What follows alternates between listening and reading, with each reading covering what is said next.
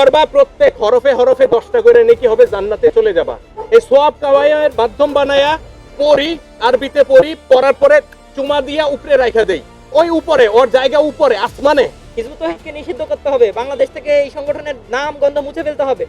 এটা কি ধরনের স্বৈরাচারী? এই মধুর ক্যান্টিন থেকে গত 2 বছর আগে আমি এখানে ছিলাম, আমি দেখেছি প্রতিদিন এখানে মিছিল হয়েছে, পাল্টা মিছিল হয়েছে, লড়াই হয়েছে, সংগ্রাম হয়েছে। স্বৈরাচারের বিরুদ্ধে এখান থেকে একটি জাগরণ সৃষ্টি হয়েছিল, যেই গণজাগরণের কেন্দ্রবিন্দু, যেই জাগরণের নাভি ছিল এই মধুর ক্যান্টিন, এই ঢাকা বিশ্ববিদ্যালয়। আজকে তারা যেই কার্যক্রম করে যাচ্ছে, তারা ছাড়া কেউ কথা বলতে পারবে না, তারা ছাড়া কেউ তাদের মতের সাথে মত না মিললে, তাদের আকীদার সাথে আকীদা না মিললে তাদেরকে কাফের ঘোষণা করতে হবে। তারা বললেন যে কাদিয়ানীকে কাফের ঘোষণা করতে হবে। হিজবুত তাওহীদকে নিষিদ্ধ করার যে দাবি তারা করেছে, সম্পূর্ণরূপে নিঃসন্দেহে বেআইনি ও সংবিধান বিরোধী। আমাদের বিরুদ্ধে যদি কোনো প্রকৃতপক্ষে কোনো ধরনের অভিযোগ থাকে, সেটা যাচাই বাছাই করে আমাদেরকে শাস্তির আওতায় আনো। হিজবুত তাওহীদ মনে করে মানুষকে সৃষ্টি করেছেন আল্লাহ, মানুষকে সৃষ্টি করেছেন আল্লাহ। অতএব মানুষ কোন কাজটা করলে সে ন্যায়ের পথে থাকবে, সে শান্তিতে থাকবে, সেটা আল্লাহ পাক ভালো জানেন। আল্লাহ ভালো জানেন। তিনি ভালো জানেন বলে তিনি এত বড় একটা পরিপূর্ণ জীবন বিধান মানুষের জন্য পাঠিয়েছেন। আজকে 1400 বছর পরে এসে আমরা সেই জীবন বিধানটাকে রাসূল, আমরা বলি কি, আপনি নিজেও এই কথা জানেন যে কোরআন বা ইসলাম একটা পূর্ণাঙ্গ জীবন বিধান।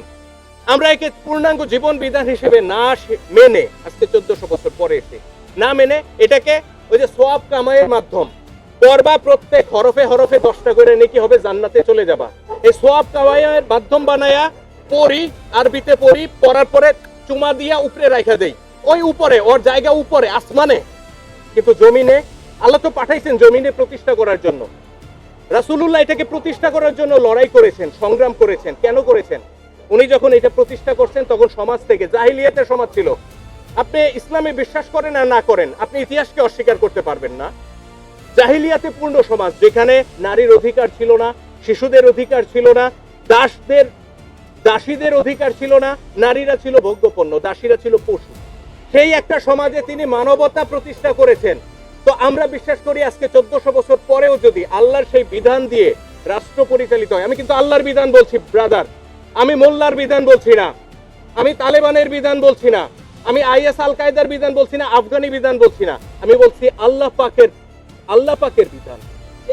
আল্লাহ পাকের বিধান যদি প্রতিষ্ঠিত হয়, তাহলে প্রত্যেকটা মানুষের অধিকার প্রতিষ্ঠিত হবে, প্রত্যেকটা মানুষের ক্ষুধা দারিদ্র দূর হবে, সমাজে ন্যায় বিচার প্রতিষ্ঠিত হবে। এই জন্য আমরা আল্লাহর বিধান চাই।